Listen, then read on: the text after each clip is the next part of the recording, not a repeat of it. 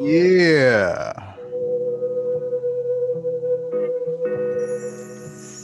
Yes, sir.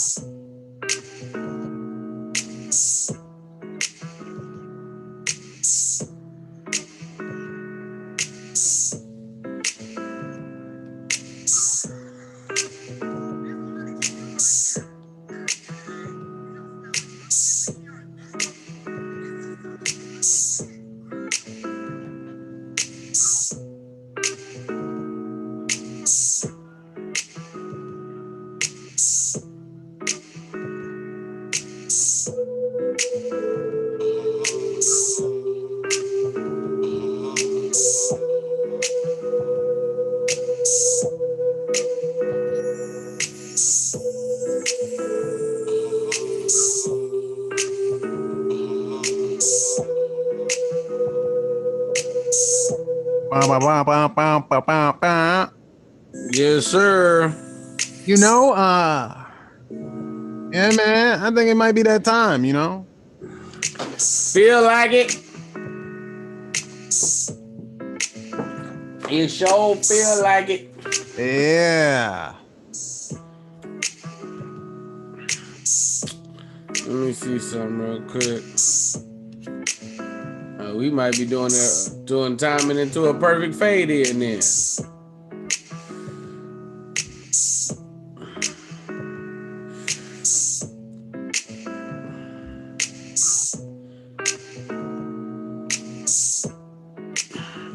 Young Woods, you in the building?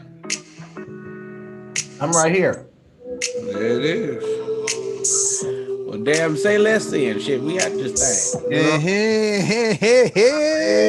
Hit the button. There we go. Take off that brightness. There we go. Was a little shiny right there. Look at this. Hey, let me tell y'all something, right? Out the gate. You know, I be trying to be real conscious about, you know, the foods, right? Mm-hmm. But my sister went to Mexico. Have y'all been to Mexico before? Yes. Yes. You hesitated, BT, like you don't know if you was in Mexico or just a little too deep in LA. I've been to Mexico. It was just such an interesting trip. I don't know if it counts. Have you ever had Doritos? Have you ever had Doritos in Mexico? No. I haven't. They are nothing like the Doritos in America. Are there still Doritos, same bag and everything? Same bag, but they taste it's incredible. Yo, but how you get Mexican Doritos in San Francisco? I see the bridge behind you, man. I'm trying to figure that out, you know? My sister just had her bachelorette party in Cabo. And Brahma's on back because when I filmed the movie, A Clear Shot, available on all streaming platforms, Amazon Prime right now. Check it out. Right now. Get on that. After this, go watch it. But I was eating and I was like, yo, what is some, because I fuck with you, and this was 2 years ago. It's like, yo, something is different 3 years ago. And then I was eating them shit, and I was like, yo, it's something. I don't know how to describe it. It's just somebody, if you ever been to Mexico and you had the Doritos, you know what I'm talking about. It's almost like if you ever been to like Japan or something that had like a soda. Oh, I know about that, right? Because they use like sugar cane instead of whatever sugar we use out here. Yeah. And that was the last time I ever had a soda, was in Japan. And I wasn't drinking soda then, but somebody told me you got to try the soda since you're here. So I had a Sprite, and I could not believe. Nigga. Was it better? Nigga, it tasted like Rihanna's sweat. It was amazing. I consider a sip. Hey man, hey man, everybody's not into the authentic stuff after you've been raised on just Taco Bell and like regular. I mean, California's close. We have a lot of Mexicans, so you get hands on Mexican food. But after you have regular California Mexican food and then go to Mexico, man, that's a whole nother layer, and everybody's not into it being that authentic. They think it tastes, it just ain't what they accustomed to.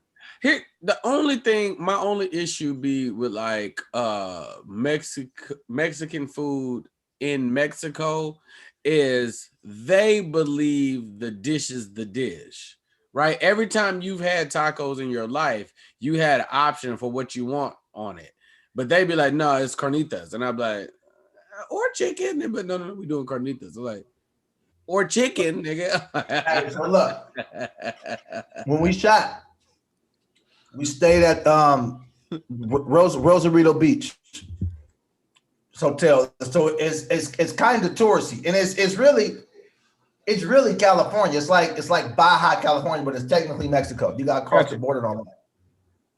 But they shoot a lot of stuff on that lot. Like where we shot, they shoot like Fear the Walking Dead. They shot Titanic on that lot. Okay, this is the damn, I want to say Ensenada. Is that Where's Ensenada? No, Rosarito Beach. Okay, keep going. Right across the street, there was this taco spot. I used to go to the taco spot every day because the tacos was cheap and it was good. It was like $1 for a taco. Mm-hmm. But they had 3 or 4 different types of meat options. Mm-hmm. Because they eat is it called lengua? That's tongue. Yeah, the cow tongue.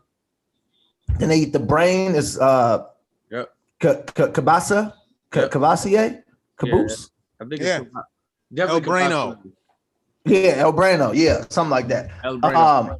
And then they had the. I'd Yeah, what- consider a sip. And what'd you say? What'd you say, BT? Carnitas.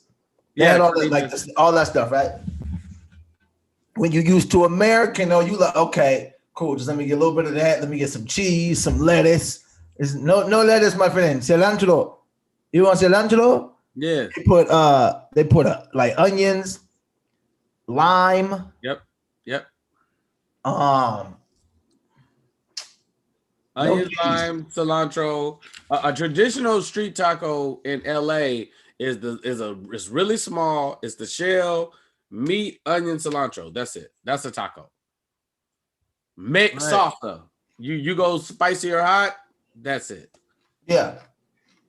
Yeah. But I Amen. need cheese sour cream. I need queso crema. Queso crema. Hey man, y'all know we should do that, right? I mean, we should invest in a taco truck. Like, Yes. I'm not BSing right now, man. Like, I've been really looking into this, and it's a world for that. And ain't no comedians doing it. So imagine being the way we could promote our own taco truck would be incredible. Now, I know how the world works. Shit happens, man. A couple years from now, we all blowing up in different directions and frustrated about stuff, and somebody got more of the labor on the taco truck. Hey, man, but I like that story too. You know, man? It's like, that's a great series, I already got the name for the taco truck. Orange grease. Orange grease. Orange grease. Because we individually fry the shells like niggas fry to do their tacos. And then when you pick it up, you get the orange grease. Oh. Orange grease, nigga. Ha Well, make the record show. I just finished the honeydew melon. Lance is Oh, you eating can't. Doritos No, I don't think out of that- honeydew melon. That melon is invisible. You I show know me. that's the green screen, but let the record show. I had this first, and then I was like, "Yo, I don't want these to go bad." So let me Let me eat see them. this bag of Doritos. You had a bag, Look- Tim? It look regular, Oh, wow. So they don't know they Doritos. They just not Doritos. and the only difference is inside of the package. There's like this. There's like some advertising stuff in it. They gave you a tattoo? Something like that. It feel like something. Let me pour this out and see. This nigga Mike's on fire. Oh, it's just like promo stuff. It's like, but it's all in Spanish. Did y'all know Luis Miguel Timbara was coming to La Ya Despin on Netflix? Oh, say word. I didn't know he was coming to Not That Spitting on Netflix. Hell yeah. Netflix getting it in. You hear me? Fuckity fuck balls. I ain't even consider all the subscribers of Netflix in other countries. I didn't even think about that. Of the all Japanese Netflix, of the all Mexican Netflix, the all Canadian Netflix, I hadn't even considered it. Yeah, and net in China it's called Net Kicks.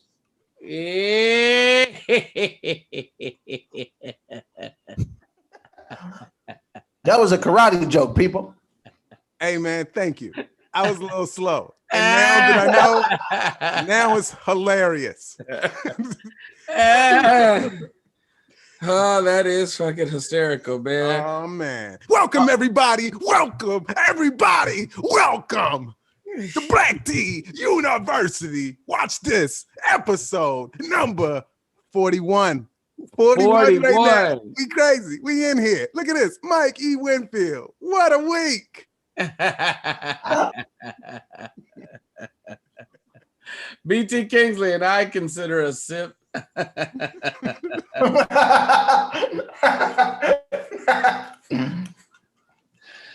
Lance Woods, and I promote Doritos in Mexico. Hell yeah. Hell yeah. Oh, that's funny, man. You was traveling, man. How was the shows, Lance? Fantastic. So what happened was Kev on stage hit me to come feature for at Tacoma at Nate Jackson's spot. Mm-hmm. Because Tahir was shooting Insecure, I believe. Because you hosted Zoom with the homies last night, right? Yeah, he was hosting. Yeah, he was on set.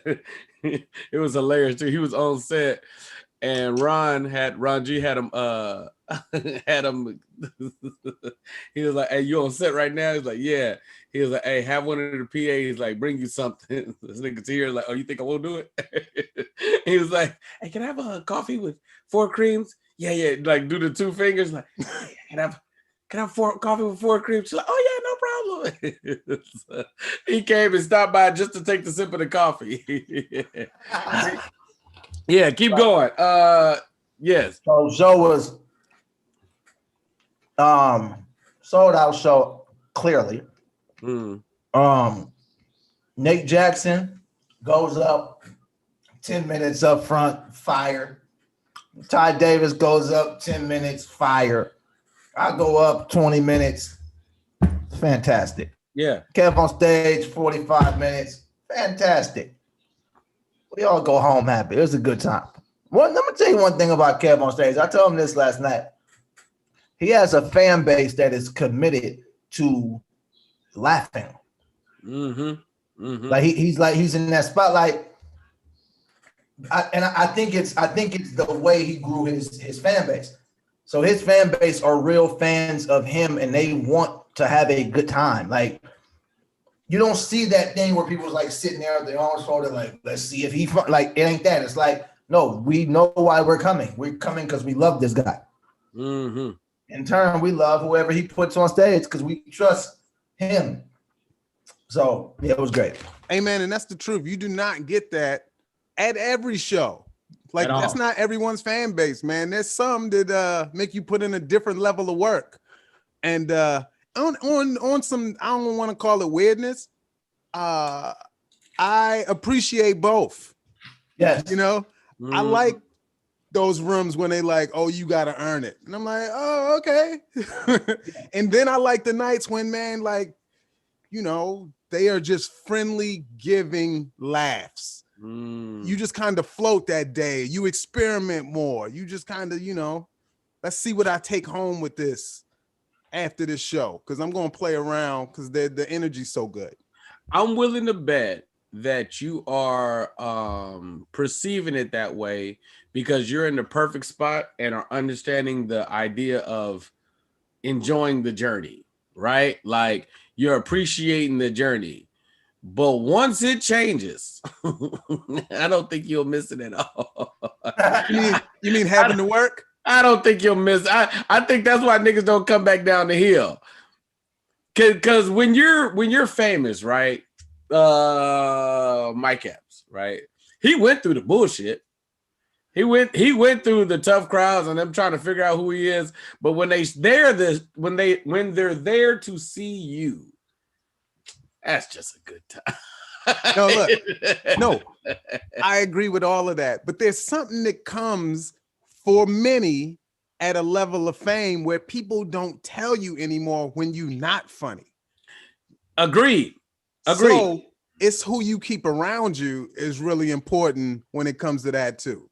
Well, and you know what else? It was I was having a conversation with T Baker about this the other day, man, about it's also never leaving the stage because like I kind of consider it like the same way, you know, we all hoopers, you know what I mean? Hell yeah. When you play basketball, you can play basketball every other day like pretty for a very, very long time. And I would imagine if you didn't have professional miles on you, let's say you just played in college and you just played like safe games and you can go all out, and like, I'm pretty sure you could do this probably for the rest of your life. I'm willing to bet that outside of NBA players having knee problems, they go get some shots up every now and then. They might not want to go play a full game, but they'll just like, you know, they'll fuck around, right? Like, because this is in their nature. And I feel like with stand-up, you have to stay on stage. Like, it's a muscle, you gotta keep working. And if you decide to go do movies for 30 years and then come back, it's daunting. It's like, whoo, nigga. That's where the fear sets in. So many, that's where the fear sets in, and they don't want to come back. Especially if you're famous. Oh, yeah. Because if you famous and you fail, then it feels different. When you fail at, you know, at a different level, then if it's like, oh, you know, nobody saw that. It's kind of like buying pussy. What? Huh? What? Transition? Huh? Hey man, what's that one? Hey man, I don't know why guys don't go back and get their legs in like cities that ain't nobody else going to. Yeah, Kev did. Okay. Yeah, Kev was. I don't know if you saw it, but when he did just next time Kev Hart goes on tour, you'll notice that before he does Miami, he'll do like Tupelo. Yeah. He'll do like before even like a Tampa or Jacksonville, he'll do those little. Before Seattle, he'll do a show in Walla Walla or like Bedford before Portland. Like, he does that. I like that move. Yeah. Yeah, man. Hey, man. So was buying pussy a transition I missed? No, but I thought it was a story. Not even. Like, I heard something about somebody buying some pussy. No, I was thinking like at the finances I'm at today. Doesn't make any sense. It's like, no, women like me. I don't know. Let's see when time's not my I'm not totally out of the consideration when time is not my my luxury. It's like, I ain't got time for this, huh?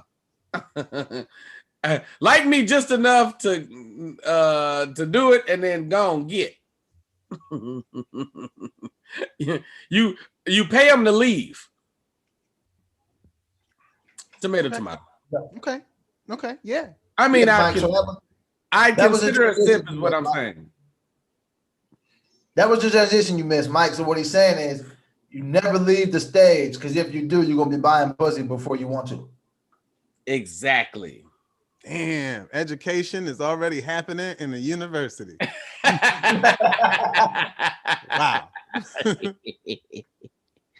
You know, man, you know what? It's starting to make sense too. Like, maybe you do pay and then you won't have to deal with certain things like BT's idol Bow Wow. You know, man, I just saw a story with him, man, and a baby mama that apparently lives really nearby down the street. And she was like, he don't even come and see his kid. And he lives right down the road. And I'd like to read his response. Please do, because that was hilarious. His response, it could be on Twitter. It pretty much is his written response. She says that, and he says, not my fucking problem. Go get you a man who cares. I barely know the girl. I don't even have a photo with the girl. Let that hurt go. End quote.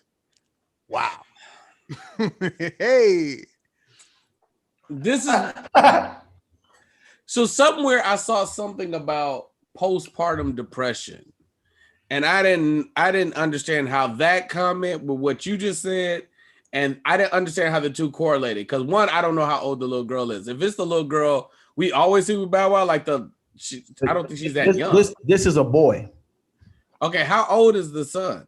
I don't know. Is he like a newborn or is he 9? I think he's closer to the newborn. Okay. Yeah, it's hey man, we got researchers on staff right now that can find out Yeah, Straight find down. out how old the son is. Side note, shout out to the researchers that was talking about Eddie Murphy. They said I think they're talking about Eddie Murphy for the 30-year reference. Yes, Eddie's one of the greatest, but he knows doing stand-up is going to be a journey. Point blank period. Eddie Murphy's my favorite comedian of all time. It's going to be a journey, bro. Hey man, while we're finding And out, nobody's gonna take it easy on you. I know I wouldn't. I wish Eddie Murphy would show up at the show that I was at. Before or after, I'm trying to tear that bitch down. You're not gonna take it easy because Eddie's Hell there. nah. Go figure it out, bro. I want somebody in his entourage because I don't know Eddie like that. I want somebody in his entourage to be like, you don't want to go up tonight. go before this nigga. If it's not that, then I'm doing something wrong. I have failed Eddie Murphy if he think he can follow me. I have failed him miserably. You think shit's sweet? If he think that he can come out of retirement 40 years, he has been a horrible idol to me. And right now, I'm still like getting my legs up under me, but man, let me tell you something. You know what you want when the OGs is like that? You want the OG to go and say to me, that last guy was pretty good. You just want him to kind of like acknowledge it, like, all right, nigga. And yeah, and after he says that, they just forget about you. Oh, absolutely. You don't even exist anymore. Absolutely. They never call you for nothing. Ever again. All right. So younger. I heard the baby's on the younger side, as in new child, and I guess that could play that part into what you're saying about the postpartum thing. Yeah, it's interesting, man. I don't man, listen, Bow Wow say what he said, bro. I don't understand. Maybe it's me. Y'all help me. If I'm Bow Wow, do I go raw with chicks I don't have a picture with? That just seem aggressive, bro. Maybe I don't raw enough. Am I slipping on my rawness? That's just a really funny determining factor on if you go raw. You start looking through your phone, your photo gallery, like no pictures. Let me go get this fucking condom. Yeah. No, I'm glad you tagged me in that one. I almost had to pull out that goddamn rubber. I just never been about that raw life like that. really? No. Like I can, nigga, the chicks that I've done it to understand, but it ain't never been my go-to ain't never been raw. Yeah, that's some people's bag. Yeah, that's not my jam like that. You know how funny it is to say I did it so I could understand? Yeah, like, nigga, it's a short list of raw in my life. I did it just so I could understand. Bro, it's a short list because you know how it be. When you out here wilding, bro, it just don't. No. I don't. Raw sound like I want you to be around. That's what'll happen. Yeah, like raw is I'm okay with a mishap, nigga. Yo, man. I had my paranoia before kids was like that. So it was no way. Like I had a joke I told on stage before kids that was, I'm so afraid. Not only do I wear condoms, I wear the box. Man, and that was the joke, man. It was, but man, I know people. We know. Can I have that joke now? Because you don't need it no more. Yo, man, roll with it, man. or just Big Lesme. You know, man, that's what I hear is going on right now. Transition. Wait, hold on. What she swiped you for? No, Leslie Jones has stolen nothing from myself. Oh. Big Leslie is in the news, you could say. It's definitely, it hasn't stopped going. Oh yeah.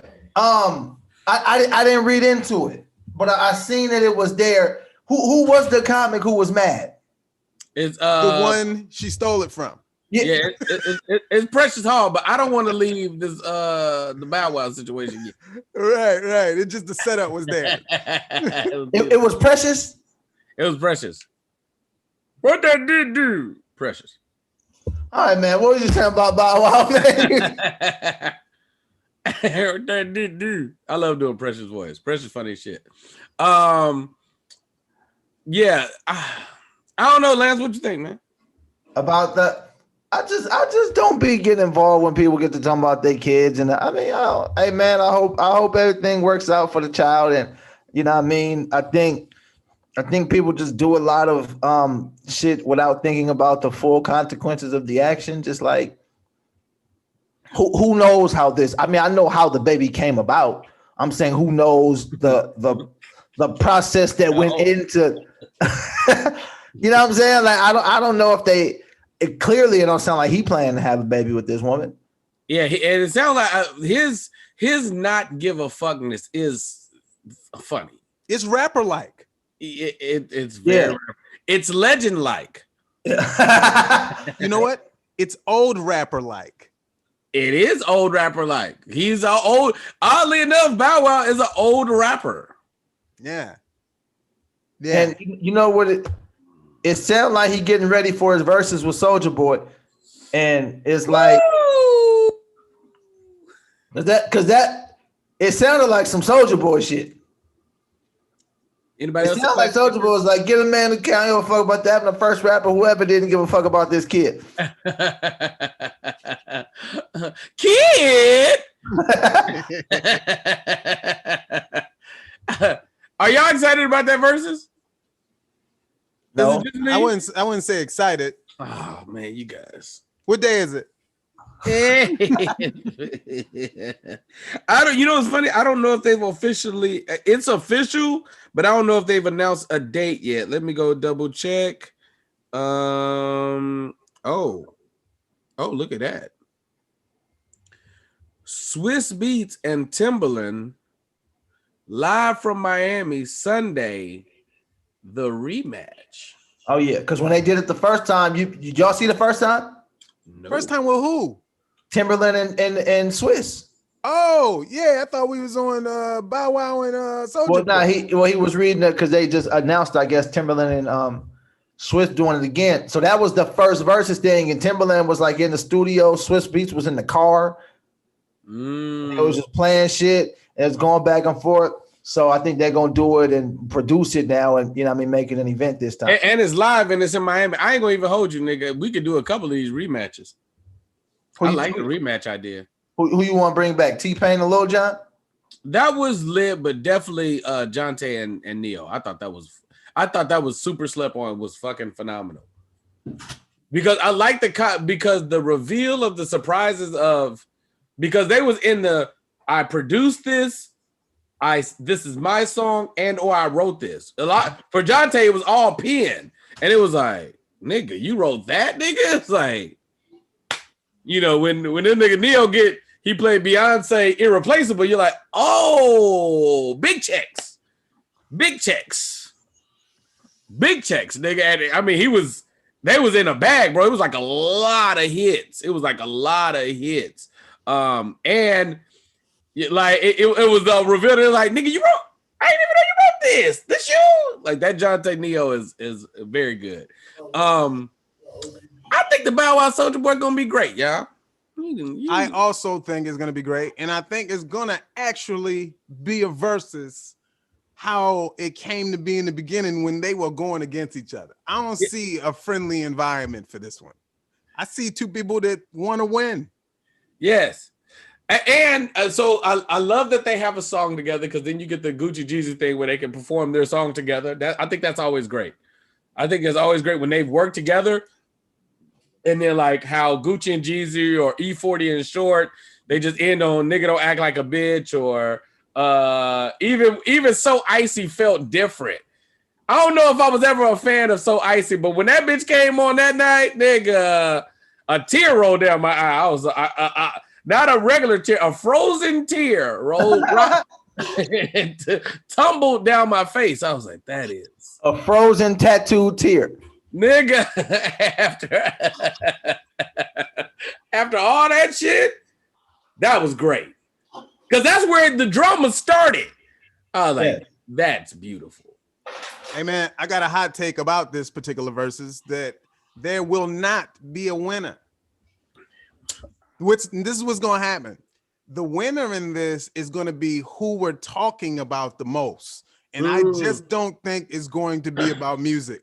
I think it's gonna be about shenanigans. They bring me shenanigan energy, and I think that's what's gonna happen. It's gonna be who are we talking about the most afterwards. And I don't know yet. I'm almost edging towards Soulja Boy doing the most ridiculous something, but it could be Bow too. He's going through something. Yeah, Bow knows that world also. Bow, they're both notorious for the shenanigans. And a lot of people want to see Bow Wow and Omarion, which would have been interesting too, but it's like R&B. But it was never Romeo. No diss to Romeo. Romeo, you never had a chance. That's not a diss. There's not. What would a diss be? It's not Romeo, bro. Romeo, all the love in the world, bro. He gracefully bowed out. He knew what it was. Bow Wow has a budding, flourishing career. I don't think Romeo has not one number one hit, like not one. Yo, speaking of Romeo, though, has Master P been in the verses yet? He has not. And who beats Master P? I'm gonna tell you what the battle should be. Wait, let's think on this. First of all, it's hard to go just P. I like a No Limit Cash Money, but you can't do Young Money. If you do Young Money, it's a wash. But if you do No Limit Cash Money, there might be an argument in there because then you get all the mystical jams that came out, you get all the Snoop stuff, you get all the P stuff, you get all the No Limit stuff. So Fiend, you get the couple of songs Mia X had, you get a you know what I mean? Like and then whatever P was featured on, I feel like you could get a collective 20. Like if it's just Birdman and P sitting there. Does that make sense? Like if you did them two. Even then, I feel like it's obviously probably Birdman. Because it's a deep route, but I don't know. I mean, this is what's tough. You take Mystical and you take P. Mm-hmm. Yeah, nah. Because we talking about Juvenile was bigger than anybody on No Limit. Yes. Right? And then Mystical, because even Mystical, I think Mystical had his bigger joints after No Limit. Yes.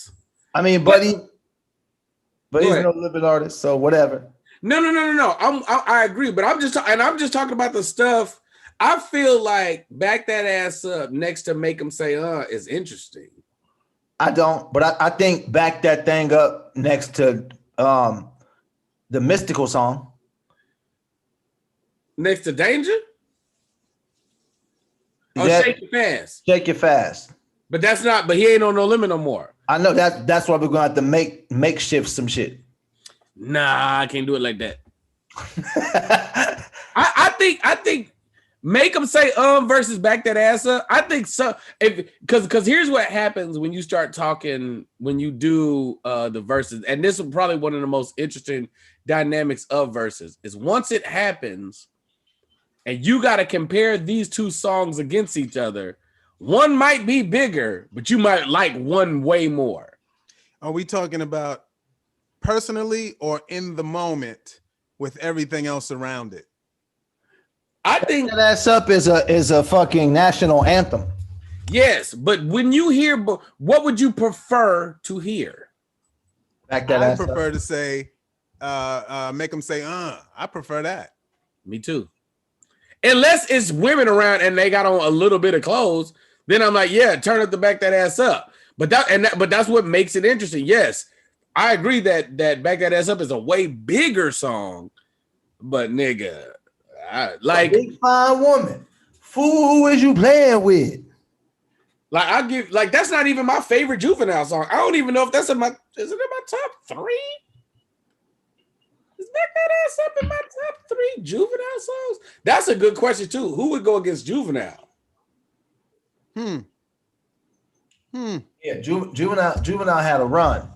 Oh no, you said it. Mystical. Can we get 20 from Juvenile and 20 from Mystical?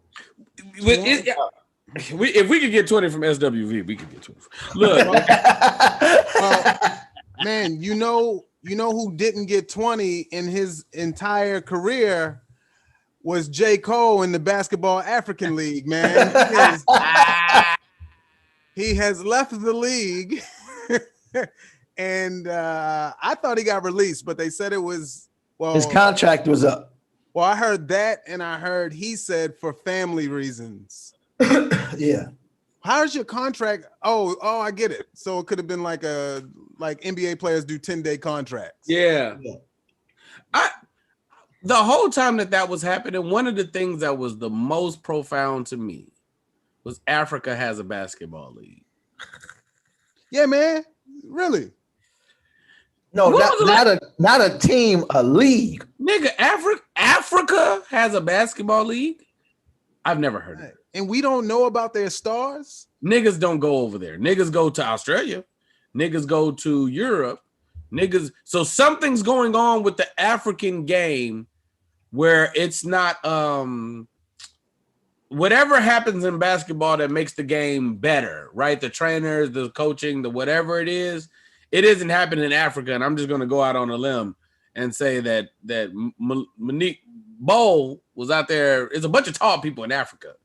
It's Africa. Like out of all the leagues that ain't the NBA, that should be the best one. Hey man, it gotta be a Jordan out there. And Africa, if nowhere else, that's where we should get it. Y'all remember that movie, man? What was that movie called? The Air Up There. The Air Up There, man, where they went and got dude, and he was killing. I think. I don't remember the movie. Imagine being that nice with no shoes on. It gotta be right, slippery. Some dudes in Africa who with it. But you know the thing about J. Cole is just to watch him do it was amazing. Because what I will say is he looked like he was really putting in work to get good at basketball. Like he was really training to play basketball. Like he ain't, you know what I mean? So whatever, but ain't 36 years old. You know what I mean? He's like, hey, man, so I want all. Oh, gotcha. Okay, 36. That makes a whole lot more sense now. I always wanted to play professional basketball, and I'm here. Mm-hmm. I mean, so I averaged, a point. I did it. I could say I done that. Mike, I like this new nice Lance, man. When he get his Mexican Doritos, this Lance is a kind soul. Yeah, he is. Yeah, he's been very kind. Normally, Lance will have a conspiracy theory. You know why the nigga went to Africa? Well, not that. Well, no, I got some for later on in the show, but the J. Cole thing. You know what happened, man? Like as we watching it, right? Because he out there, he got the tricky jump shot and all of that. But it's like, yo, this nigga really out here hooping. Right. So because it's a double part of thing, right? So one part of it is like I can understand players on the team being irritated. Like, bro, this nigga's a rapper, bro. Like, I'm trying to make it. This is all I got, and this nigga's taking up space. Yeah. And then on another dynamic I get is like, but bro, he living his dream, bro. Like, hey, man, what you want from him, man? Yeah, and nigga, there's hella cameras here, bro. That wouldn't have been here before him. My good friend BT Kings, he didn't even know niggas in Africa play basketball. Nigga, I didn't know there was an African league, nigga. I had never heard this before. We're fuck what I'm talking about. When you think of the NBA and you think of the best players that come over, where are they coming from? White supremacy. Why are Chicago? I don't know. Baltimore. no outside the foreigners? Oh, But they come from the Europeans. Yeah. yeah, but we don't get black players from like Europe. Well, right now it's a big influx of black players from Canada. But the logic that it's Africa. What's happening with the basketball game where Europe has produced because I know the NBA don't give a fuck. The NBA, the teams and the owners, they don't give a shit. If the nigga's good, get him over here fast. I don't give a fuck where he's from. But I think it's a consensus that the European leagues are like really, really good, and Australia's like second, I want to say, and then I want to say even China is like third. Nigga, y'all knew it was an African basketball league? Not a league. When they seen it, I didn't know what it was, but I was happy for J. Cole. I was like, oh, this nigga hooping. Yeah. Okay. I did not know. I did not. Yeah. Yeah. Marbury went to China to play. Absolutely. Yeah, go ahead. No, man, this is way off, man, but I get where Lance's friendliness is coming from. He's making relationships now with more popular names, and I think he's afraid to ruin relationships. So now he's taking the nice approach, more diplomatic, And Mike, he's eating. The nigga don't eat food. Oh yeah, that'll make you happy. Mm-hmm. Every time you come on here eating like a breakfast burrito, nigga, the joy in your face. You're like, yeah. Right. Hey guys, I'd have a sip. Right. Y'all like honeydew melon? No, I don't mind it. Yeah. You'll have a sip, honeydew melon. I don't know if I've eaten it like that. You literally are digging it out like it's a bowl. I thought your Doritos was in there, but that's literally a honeydew melon. I just cut it in half and I eat one half one day or one time and eat the other half. Do you have a sharp ass spoon? Nah, it's regular. Oh, okay. Okay. But it gets the job done. Hell yeah. You gotta dig out all of the seeds and shit in the middle. And then my mom found me a watermelon with seeds in it. I was so excited. Wow. They hard to find now? They super hard to find. Really? Yes. Seriously. Really? You trying to find a watermelon with seeds, nigga, it's like trying to find a woman with logic. They out there, but nigga. He goes struggle. Gonna have to do some searching. You mean Okay, like an accountable watermelon? Yeah. Impossible. And you don't really know until you cut them open. You know Until you bust it open and go raw. So look, so I got a question. I have a new logic. Where's my notepad? I don't want to stay in the hoop vein too long because we get there, but it's the middle of the playoffs, bro. If I had to choose right now, god damn, these softball players thick as fuck. All right, anyway, let me make sure. Yo, have you ever watched women's softball? No, I need to wait. Let me make sure that's the women's team. All right, cool. Whew, that was close. Oh no. Hey man, no, it's the women's team, but it was shit. It's fun to watch, man. It's a fast-paced game, and the field is smaller, and it's a good watch as far as like the baseball dynamic goes. Yeah, them outfits are tight too. That's helping. Anyway. Yeah. Yeah.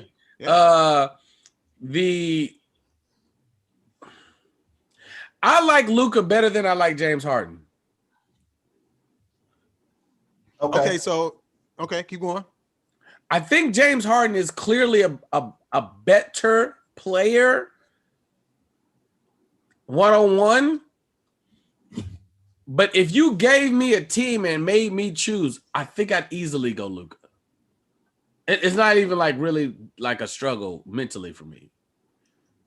Especially if you're talking about It's the playoffs. Like, let's say it's a playoff and they both on your team, and you say, "Oh man, one of them can't play." If you don't get James Harden the fuck up out of here, bro. Yeah, I mean that's a little racist, but I'm trying to win though. I mean, but Luka ain't won shit. Neither is James Harden. Right. So why would that be the determining factor? Is that you're trying to win? I'm watching how they play the game, right? I believe in one of the things that was interesting about the Lakers win last night. Shout out to the Lake Show. Is I feel like LeBron got AD and was like, yes. And he told AD, listen, man, playoffs come. I've seen how you go to the fade, so on and so forth. You're too big, you're too good, your hands too good, the footwork too good. Bro, we gotta, like, them niggas look like they're hooping. They don't look like they're playing NBA basketball. It's just like, nah, we bigger, we stronger. The fuck out the way. It looked like a lot of that. It looked like a lot. They did it the whole playoffs last year. Every time it got tough, niggas just went for twos. Fuck this 3-point shit. Nigga, get the fuck out the way, nigga. It looked like every time I've struggled guarding somebody on the court, it's like anytime you ever been playing somebody in basketball and they decide to get serious and they just keep backing you down, you're like, come on, bro, this ain't fun. No, I've never experienced that. I'm normally on the perimeter. Say, man, this ain't fun, bro. This ain't. Nigga just, you playing one-on-one and a nigga just want to go directly to the post. I'm like, all right, come on. No, my uncles used to do that back in the day. Yes. Mm-hmm. That's how I'm watching them play basketball. I never see James Harden do that. Niggas dumb jumpers, super dumb wet, right? He go to the rack and relies on either a great finishing hand or getting fouled so he could go to the line. But in the playoffs, that shit hasn't been working. It hasn't? Yeah. No. Do you mean in previous years? Yes. Okay. Well, look, right now, Harden is playing with more. So he has to do less, and he's just picked a certain amount of characteristics to use that are necessary. But it feels to me like if he doesn't have one of those pieces, then he'll pull something else that's necessary right now. Yes, because James Harden is an amazing basketball player. He's better than Luka. He's better. But remember that game when they lost to, what was it, the Warriors, and them niggas shot like 21 threes and they just like kept missing? Yeah, it was game 7. Yeah, I just don't see a world where that happens with Luka because he just gonna start taking niggas to the box. He got 3 inches on him. He got like 10, 15 pounds on him, and is very comfortable in his post game. We're like, nah, nigga, you're too small. Kawhi Leonard, you too small. Marcus Morris, all you niggas is too small. I like that in my hoopers. Maybe it's the MJ Kobe thing in me that just like niggas in the post. That just like, I'm not gonna rely on this jumper too much. I'm just gonna fuck this jumper. I know how to go get us a bucket right now.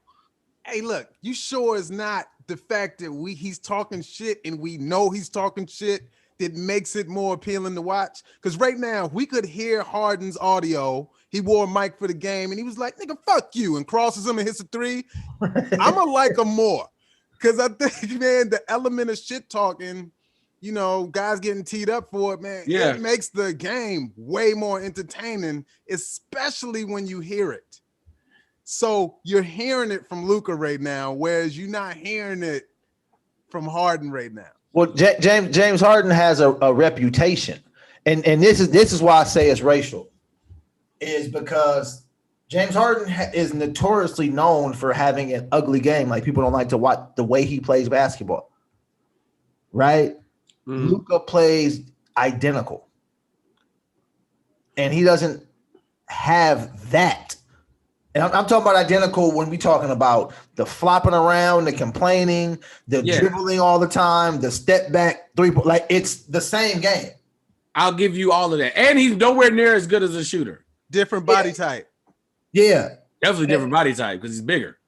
And it's like you don't hear that around the league. Like, Luka's game is just, I just don't, like, people really hate to watch the way James Harden plays basketball, even though James Harden changed basketball.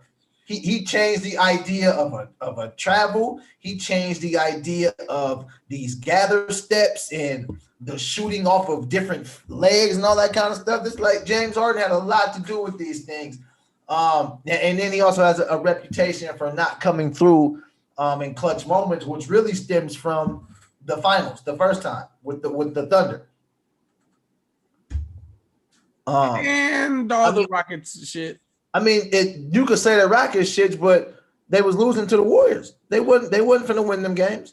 Does Luka have that reputation of not coming through in the clutch? Second season. Yeah, not yet. Hey, but so far he is the opposite. No. And with that, James Harden was the opposite. You got to remember when they got to the finals, what James Harden was doing getting them there. When they was down against San Antonio and how they had to get through Dallas, James Harden used to come off the bench and murder. And then in the finals, he just didn't play well in the finals. And those things stick with you, and they can attach those things to you. That's why Jordan Clarkson stayed on the bench. Yeah. Maybe James Harden should come off the bench. I don't technically hate watching James Harden play basketball. I'm a Kobe fan. I don't have no problem with a nigga ISO and playing one-on-one. I'm not saying you do, but I'm just saying. Oh yeah, people hate it. Know the conversation. Yes, but my thing is very specific. I love when a hoop, the new game, like perfect example. Fuck it, let's talk Steph. Steph not dominating. Steph changed basketball. I like Steph as one of my favorite point guards, and let's not even go. Let's say small guards, right? He's one of my favorites of all time, if not the favorite. Steph's the best shooter to ever play basketball. One of the nastiest handles. Him not dominating the responsibilities of a point guard, I feel like, I don't want to say it's hurt his game, but it has impacted things in weird ways, right? So, perfect example. Steph is 50 seconds left. It's a 2-possession game. Warriors got the ball. Steph, we all know we want Steph to take this shot. Steph gives the ball up to Draymond. He runs off picks, runs off screens, runs off picks, runs off screens, runs off picks, runs off screens, catches it off screen, and then can put it up really quickly and hit or miss, right? The team they have now, them niggas can't pass like that. You got Draymond, but it ain't Iguodala and Sean Livingston and Clay and Andrew Bogut. It's not niggas that are great passers. So now niggas ain't even stepping on trying to guard him. They're just stepping in the lanes for this pass that they know is coming. Mm-hmm. But you didn't have to do all that, Steph. You could have just brought the fucking ball up the court. When they came to W, you kick it out, then reset. Then just use your nasty ass handle and get the jumper off. Like Dame does, like Ja Morant does, like all the other niggas that are good point guards. Like you don't have to do it like that. So there's two parts to that because Dame don't do that. So if you remember, remember when the Blazers was supposed to do something? I feel like that's kind of every year because we just love the Blazers. Yes. But I'm talking about the year specifically when they got swept by the Pelicans. Oh, and San Antonio, and when AD was there, yes. Yes. And, you know, the thing was like Dame couldn't do shit because they was locking that nigga up, and I mean locking him up, like double teaming him, forcing the ball out of his hands. He couldn't do nothing. That's when he really started expanding his range, like shooting from deep. He's like, yo, I got to be able to shoot from further so the double can't come the same way. Yes. Right? But that was a product of him having the ball in his hand, and they're just going to force the ball out your hand. So with Steph, because one of the plays in particular that people talked about was that last play in the play-in game when Draymond had the floater by himself and threw that bitch off the backboard real hard. Which didn't bother me. He went to the rack, but keep going. That play bothered me a lot. But it didn't bother me for no other reason than there's 10 seconds left and Steph has the ball. Move out the way. Everybody move. This is coaching. Everybody move out of the way. And instead, it was Draymond come set a screen. Now, if they set a screen when Steph Curry has the ball, you know they're just going to trap it and get out of hand. There is no other option. So now, if you want to talk about a good basketball play, yes, now it's a 4-on-3 because they got 2 back there with Steph, and y'all got 4 this way, and they got 3 to defend y'all. But I'd just rather have Steph shoot the shot. I would just rather have Steph shoot the shot. We all would.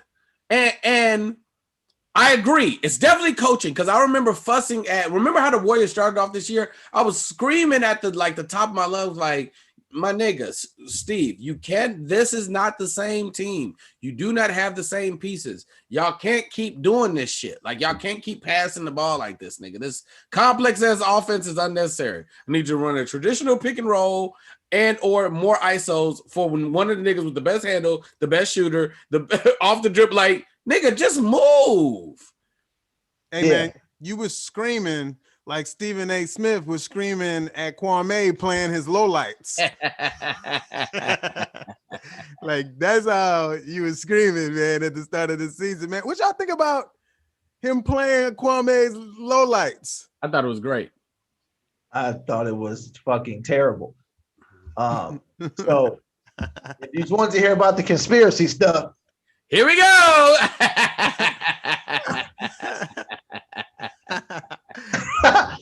Should I start? Yeah, no, go ahead, Mike. Let me start so you can say that. Hey, man, the bottom line is this is all entertainment. So in the world of, hey, I don't have nothing of substance to hit back with, so I'm going to go the pettiest, lowest route I can ever go and say that I got 15 minutes of your lowlights and only play a minute. I think for entertainment value, wow. I just think Stephen A. Smith didn't have nothing. So, man, ESPN and him ganged up because he didn't do that.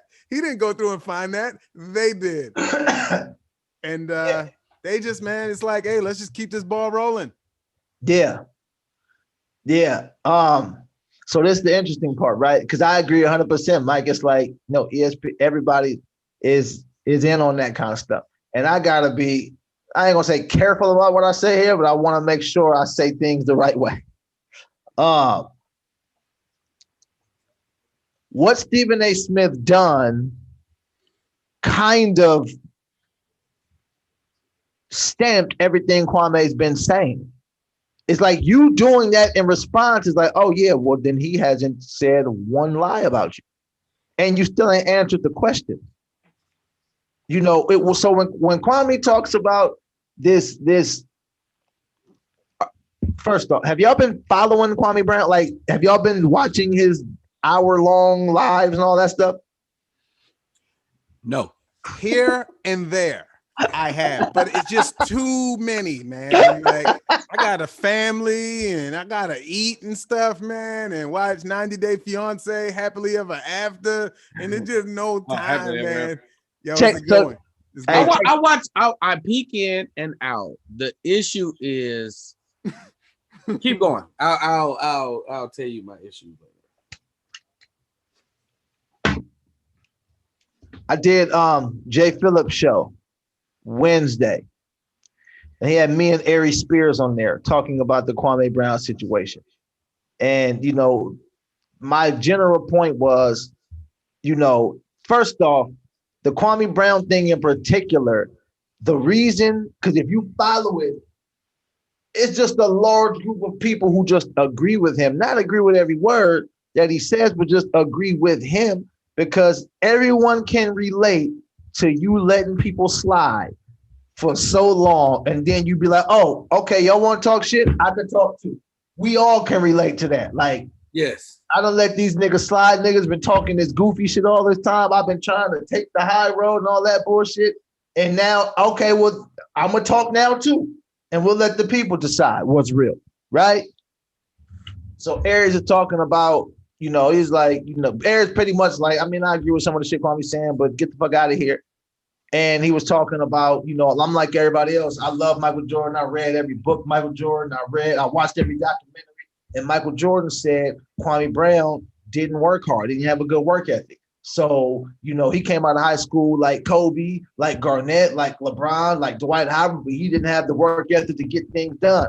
And I'm like, yo, this is exactly what Kwame said. Like, it's crazy how the more people talk, it's like everyone reiterates what he's saying. It's like you read a Michael Jordan book and you just took that narrative and that's what it is. He just don't work hard. And so I'm like, he was like a honor roll academic dude. He was academically eligible to go to the University of Florida without basketball. This is just academics. He just chose to go to the NBA or high school. He's like, what Ari said, academic work ethic is not the same as working on your craft. And you feel what I'm saying? It's like, no, all I'm saying is it's difficult to say someone was this academic scholar and then say on this end they don't work hard because Michael Jordan said he don't. That's weird to me. You know what I'm saying? So when I'm listening to Stephen A talk, it's like, hey man, Stephen A, because he's like, Stephen A has a job to do. And I agree he has a job to do. It's just a job I wouldn't do. No, it is what it is. I've been working. I can say I've been working in sports media for 2 years now consistently. I've never said anything about a player that I would not say to his face. And I be cracking jokes on people. I've never said anything disrespectful about nobody. Because it's not hard to not disrespect people. Okay, look, I agree with what you're saying, and I even believe you. But man, like with a level of sensitivity, sometimes something you may not think is disrespectful may be. You be like, oh man, damn, he missed 2 in a row. Somebody be like, oh fuck, so now I missed 2 in a row now? Like, man, people are sensitive. Yeah, no, I agree with that too, but I've never hopped on the phone, and I'm a Kings fan, and we be struggling. Oh boy. And you got to think about it like this, right?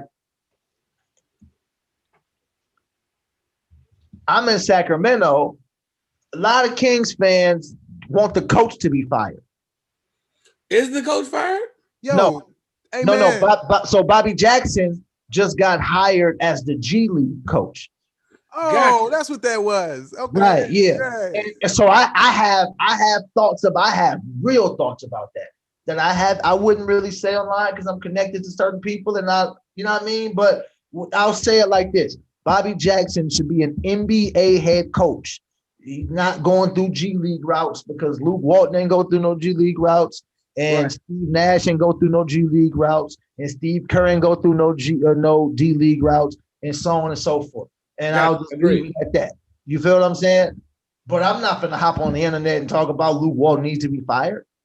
Like I'm just not doing that, bro. Like that's just no. I'm not getting on. I don't care if I got 5 followers. If that spreads to too many people, it's like, oh, he advocating for somebody to be fired. I'm not advocating for nobody to lose their job. And I'm not putting these things out there. I'm not going to hop on and every time you see me, he's a scrum. He can't play. His hands are small. It's like, how do we know that Kwame Brown's hands are small? Like average fans say that, yeah, he got small hands. What does that even mean, bro? You ain't never shook his hand. But you say these things enough, and this just becomes the narrative about somebody. Hey man, I what you're saying is you have a level of ethics, but think about Wendy Williams. Think about Stephen A. Smith. I mean, that's the price they pay to be offered a $10 million 4-year ESPN contract. Exactly. So I hear you, and that's probably who they were. They probably were people to just talk a lot of shit at the expense of others' feelings. And so, I mean, if they're consistent with it and that's what they do to get paid, maybe it's not something you would do, but I see why they do it. Even talking shit, right? Because we can talk shit. But I'm okay. I'm not the most educated. I don't use big words and all that shit, but I'm smart enough to know how to talk shit without demeaning you. Right, because we all know how these things spread. It is what it is, man. It's like Like, for instance, right? You talked about Jordan Clarkson coming off the bench, right? Earlier, right? Right. Now, the reason why players don't want to come off the bench is because that becomes who you are now. That's how these leagues do you. Oh, he's a bench player. So he's going to get bench player money. You feel what I'm saying? James Harden had to come out of that. Because if James Harden would have stayed in OKC and never became a starter, he would just be a bench player. It's one of the greatest scorers in NBA history. Literally, the numbers will show you that. He would have been a bench player. And that's all based on a coach thinking that's a good idea. A coach looking at James Harden and looking at Thabo Stephalosha and saying, nah, he should be started. They needed defense. They needed defense on the wing. At the time, it was the old NBA. They didn't need a shooter. What? Huh? Hey man, hey, look at this though. Was Harden hitting threes like that back then? Yes. Was he? He was their second best 3-point shooter behind KD. So it wasn't Westbrook because he wasn't shooting threes then. Yeah. He was shooting a nasty ass too though. Yeah. All right. I am 1000% in agreement with the understanding of how the media manipulates shit. I agree. One of the things that I know with having family overseas is like I was in Paris talking to somebody over there, and I could just often feel their disdain for Americans. And they said one of the biggest issues with Americans are everybody's news is corrupted, but Americans are the only ones that believe it. Like y'all be believing what y'all news say, and everywhere else in the world, we don't believe them. Like, and that's the issue. It's like, so y'all come over here, and besides not respecting the new culture that you're in with this, i.e., let's call it a New York state of mind, but an American state of mind in the world. Mm-hmm.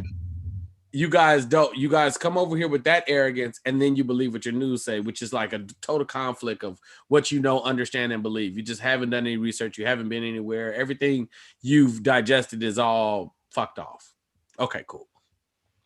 But when we're talking entertainment, right, whether it be sports entertainment or actual entertainment, the only thing that makes it viable or profitable is the consumer and the eyes. And one of the things that helps with consumers and eyes is the media, bad or good.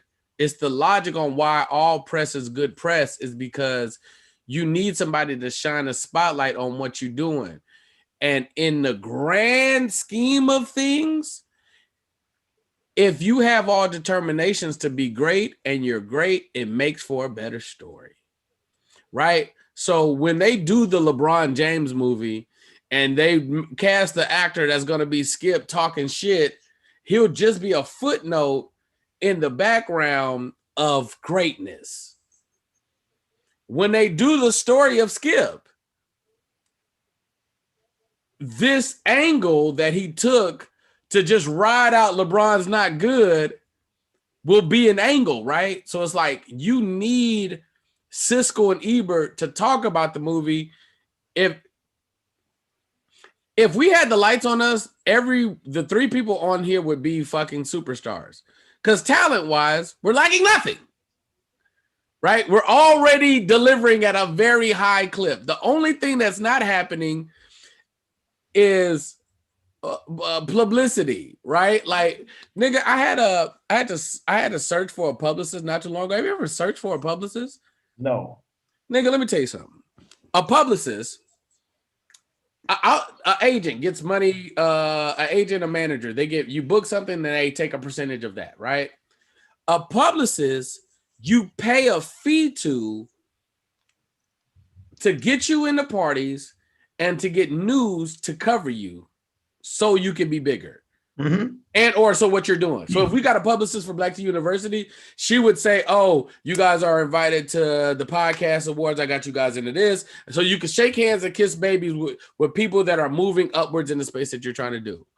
So it's like when you decide to do something in a public platform, it's like Kwame Brown was playing NBA basketball as a Lakers fan and watching this nigga play on my team. Kwame Brown used to irritate the fuck out of me without ever, no, nigga, you're bothering me. I'll be honest with you. So did fucking Dwight Howard.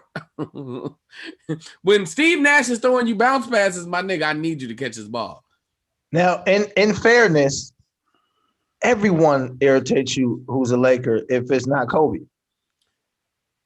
And I'm talking about you particularly. No, I love Lonzo,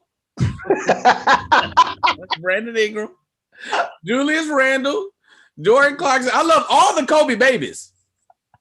All the Kobe babies that had this great nurturing from fucking Kobe Bryant that we fucking traded away. I love all them niggas. And there's even a respect. Here's the other issue. I know I don't be wrong. Like all my criticisms of LeBron, watching this nigga change his game, I'm like, I wasn't wrong. He knew it wasn't enough.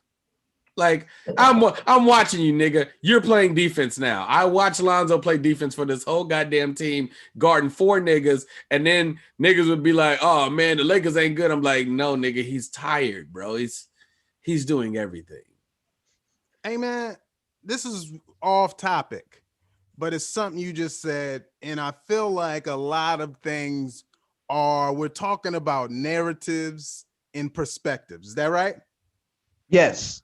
Hey, man, this is tough, but you said something about all we need is like more cameras and something, and I kind of hear where you're coming from, but man, on the scheme of like, I feel real hot right now. I'm gonna tell you, right, man, like I shot 2 commercials in the last month, okay? Mm-hmm. I auditioned for something, didn't get it, and the CEO of the company wants to meet me next week, right? I'm headlining some weekends and I'm working.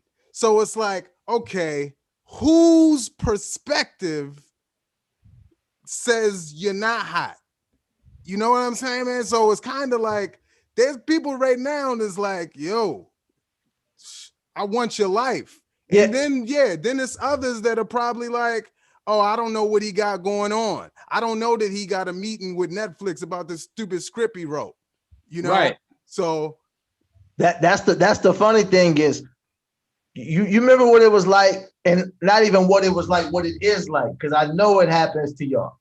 When someone says something to you, like, I'm just trying to get to where you at, man, and you like, what? I don't even want to be here. You know what I mean? It is perspective, right? And it's narrative, right? Like I tell you something else Ari said to me. I was saying you got to factor in Kwame being in the situation, him being 18 years old, Michael Jordan being the owner and a player, them drafting you, and Michael Jordan doesn't want you. And it's Michael Jordan. This ain't just a nigga, it's Michael Jordan. Yes. And he don't want you. He said he don't want you. Nigga belittles you in front of everybody, and he don't want you on the team. And he's 38-year-old. You like, it's niggas probably that's lightweight busting this nigga ass in practice. He's not the same Michael Jordan. But he's talking like, because he's fucking Michael Jordan. Right. He said, this is what he said to me. He said, Richard Pryor didn't like Eddie Murphy. You figure it out. Something like that. I was like, now make Richard Pryor the fucking owner of SNL and put Eddie over there. Shit might not go work the same way. It's like, nigga, when you are under an umbrella, a power structure, it's only so much shit you can do. And everything is about the perspective. So what you saying, Mike, there's a million people who was looking at him like, bro, if I got drafted and I could play with Michael Jordan, whoo. And he like, nigga, you do not want to be over here. And okay, so then what about after he wasn't over there anymore? He went to go play with Kobe Bryant, bro. And then what happened? Because here's the problem, Lance. You're a Michael Jordan fan. 100%. And a Kobe fan. Yeah, I mean, I'm not going to take up for them niggas being nice people to their teammates. No, I'm not saying that. I'm saying one. You know why I'm a Kobe fan? Fuck it. When the nigga was on trial for some fuck shit, that nigga played better. It was like, let me tell you something. The Denver Kobe trial, that might have been some of his best basketball. Yes, he was hooping crazy. He was going fucking bananas. It's like, no, nigga, the trials and the tribulations. It's like, yes, there is an excuse for the things that happen, but fuck that excuse. We talk about greatness, nigga. Kwame Brown wasn't great at basketball, so he can say he can create as many narratives as he wants. Nigga wasn't great at basketball. But I'm in agreement with that. He wasn't, but that's not. When you think of bust, when people say NBA bust, who's the first person the name comes up? Yeah, he pretty up there, but that's the Michael Jordan thing. Is it? He's the first one? Well, he's the first one because that's Michael. You could go, who was Sam Bowie?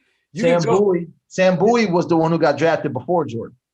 Yo, man, maybe this is wrong to say, but I think of guys like Brandon Roy is supposed to be dope, man. You know, but Brandon Roy actually was an all-star. He just got hurt. But yeah, I mean, so I guess when you think of bust, the first name they say is Kwame Brown. And the second name might be Sam Bowie, but there's Sam Bowie, it might be Greg Oden. But there's a common denominator there. Well, Michael Jordan? The biggest player of all time. So, because I also want to say when they drafted Kwame, it was the Wizards' first draft as him being the owner, and it was if Jordan was back in basketball, he had bought a team, he was playing for the team, and this is his first pick. Yes. And it's number one. Who else came out in that draft? I feel like that was the Tyson Chandler. I feel like that was that draft. The Tyson Chandler, Eddie Curry. Nigga wasn't that much of a bust then. Because, like I said, nigga can be whatever. You know, my boy asked the interesting question, right? Yeah, Kwame went 1. Tyson Chandler went 2. Pau Gasol went 3. Eddie the bus. Keep going. Huh? No, keep going because he's a foreigner. Keep going. Eddie Curry 4. Jason Richardson 5. Shane Battier 6. Eddie Griffin 7. Eddie Griffin? He's funny, man. That nigga's a bust. Eddie Griffin was good though. He just I feel like Eddie Griffin. Okay, Eddie Griffin with the braids. Keep going. Yeah. Deshaun Duop, you remember him? He was like Nigerian. Okay. 8. Rodney White 9. Joe Johnson 10. Kendrick Brown 11. BT's favorite Laker, Vladimir Radmanovich 12. Richard Jefferson 13. Troy Murphy 14. Stephen Hunter 15. Then I'm gonna just try to look for like notable names in the draft. Tony Parker went 28. Thank God. All right, cool. Gerald Wallace went 25. So this isn't that great of a draft. You gotta remember he's the first ever high school player to go into high school. Number 1. Yeah, first ever one to go number 1 out of high school. And he tells certain stories, and it's like, if you want to believe it or not, that's up to you. It's just, I'm not interested in believing anybody. I just like to hear both sides of the story. I think it's great that he's telling his side. Yeah, that's all I care about is both sides of the story. Like, I've been hearing this side for 20 years. Now I'm hearing this side. He's like, oh, so Mike never wanted you. Oh, shit, he wanted Elton Brand. Oh, yeah, no, go look at the team my second year. Mike went to get all of these fucking North Carolina Duke niggas. And didn't Elton Brand go to Chicago? Elton Brand was in Chicago, yeah. Well, no, Elton Brand. Tyson Chandler went to Chicago. Yeah, he got drafted. Elton Brand got drafted he played for the Clippers. Then he ended up in Chicago. Or vice versa, some shit like that. So okay, so wait, and this is the other thing about Kwame that gets interesting. It's I hear you, bro. I love hearing the other side. But now it's forget Kwame. I'm just talking about something very specific. If I deal with lame shit too often, you will by default fuck around and become lame. Right? This nigga is technically what he's saying is bad now. It's like now you're kind of becoming the media. It's like perfect example. He's doing more personal attacks. It's a lot of personal shit. Nigga said you wasn't good at basketball. Nigga, you this and you that. Da. Another thing that you said that was super profound. You said, I'm not saying no shit, no disrespectful shit. If I won't say it in your face, then I ain't gonna say it to you. Right? Mm-hmm. So why don't you do the podcast? Who you talking about? Why won't he do all the smoke? Yeah. I fully understand why he's not doing that shit.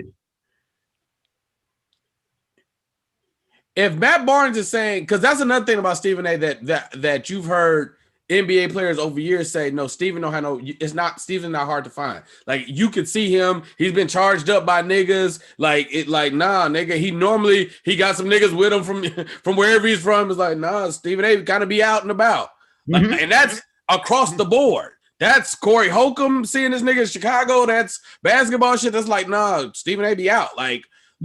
It's always been one of the things because he was a beat writer, so he was easy to get in contact with. So it's like, at some point in time, I gotta give. What about? It's like, yeah, nigga, I can say Stephen A. ain't shit, but Stephen A. was one of the few niggas that was defending Iverson when the whole league was against him.